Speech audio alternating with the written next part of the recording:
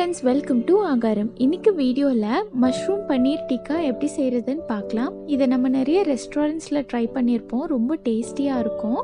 So இன்றைக்கு அதே மெத்தடில் வீட்லேயே சிம்பிளாக எப்படி செய்கிறதுன்னு பார்க்கலாம். இதுக்கு ஃபர்ஸ்ட் மசாலா ரெடி பண்ணிடுறேன். இதுக்கு ஒரு ஜாரில் 3 லவங்கம், ஒரு ஏலக்காய், கொஞ்சமாக பட்டை, ஒரு அரை ஸ்பூன் அளவுக்கு சோம்பு, மீடியம் சைஸ் அளவுக்கு இஞ்சி, 10 பல்லு பூண்டு, ஒரு தக்காளி 4 கட் பண்ணி சேர்த்துக்கோங்க. இது கூட தேவையான அளவுக்கு உப்பு சேர்த்துட்டு இதை ஃபைன் பேஸ்ட்டாக அரைச்சிக்கலாம்.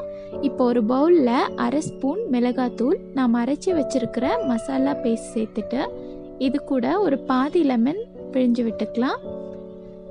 இது கூட ஒரு சிட்டிகை அளவுக்கு ஃபுட் கலர் சேர்த்துக்கிறேன். இது ஆப்ஷனல் தான், நீங்கள் வேண்டான்னா அவாய்ட் பண்ணிக்கலாம். இதை சேர்த்துட்டு நல்லா மிக்ஸ் பண்ணி விட்டுக்கோங்க. இது கூட பட்டன் மஷ்ரூம் சேர்த்துக்கிறேன். பன்னீர் கியூப்ஸ் ஒரு 6 சேர்த்துக்கிறேன். கேப்சிகம் ஒரு 6 பீஸ் அளவுக்கு சேர்த்துக்கிறேன். தக்காளி பல்பெல்லாம் ரிமூவ் பண்ணிவிட்டு ஒரு பாதி தக்காளி, பாதி வெங்காயம் மீடியம் சைஸில் கட் பண்ணி சேர்த்துக்கோங்க. நம்ம சேர்க்குற எல்லா இன்க்ரீடியன்ஸுமே ஈக்குவல் சைஸில் கட் பண்ணியிருக்கணும், அப்போ தான் அது ஈவனாக வேகும்.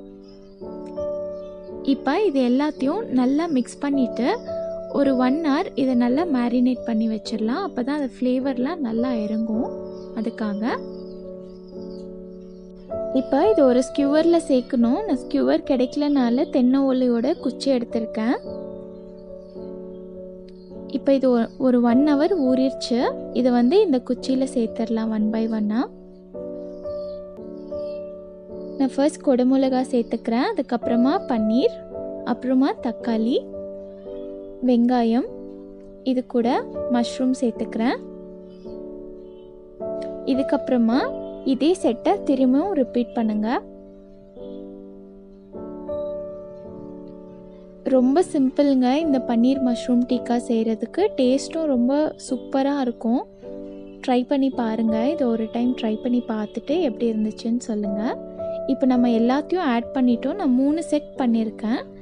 இதை இன்றைக்கி ஓவனில் பண்ண போகிறோம். ஸோ நான் ஓவன் கிரில் ஸ்டாண்டில் இதை வச்சுருக்கேன். வச்சுட்டு மேலே கொஞ்சமாக பட்டர் அப்ளை பண்ணிக்கலாம் ஃப்ளேவருக்காக.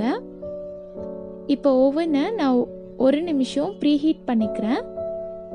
இதை ப்ரீஹீட் பண்ணதுக்கப்புறமா 600 வாட்ஸில் ஒரு 3 minutes இதை ஹீட் பண்ணிக்கிட்டா எல்லாமே ஈவனாக வெந்துடும்.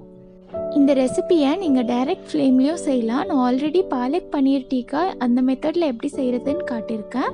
இந்த ரெசிபியை நீங்களும் ட்ரை பண்ணி பார்த்துட்டு எப்படி வந்துச்சுன்னு உங்கள் ஃபீட்பேக் ஷேர் பண்ணிக்கோங்க. இந்த வீடியோ பிடிச்சிருந்துச்சுன்னா லைக் பண்ணுங்கள், ஷேர் பண்ணுங்கள்.